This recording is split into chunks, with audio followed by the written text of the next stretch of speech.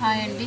ఇప్పుడు లైనింగ్ క్లాత్కి one side నేను కటింగ్ వీడియోలలో చాలా వీడియోస్లో చెప్తున్నా కదా, వన్ సైడు అతుకుపడేలాగా వేసుకోండి. వన్ సైడ్ మాత్రం నాకు కరెక్ట్ కొలత ఉండాలి. ఎందుకంటే ఇక్కడ షేప్ అనేది రెండిటికి ఒకవేళ ఇటు ఇటు మీరు పీస్ వేస్తే ఏమవుతుందంటే ఇక్కడ షేప్ అనేది పైకి కానీ కిందికి కానీ కావచ్చు. ఇప్పుడు చూడండి, వన్ సైడ్ మనకు కరెక్ట్ కొలుతుంది కదా, చూడండి మనకు వన్ సైడ్ కరెక్ట్ కొలుతుంది, ఇంకో సైడ్ మనం దీన్ని బట్టి మనం ఇలా కటింగ్ చేసుకోవచ్చు.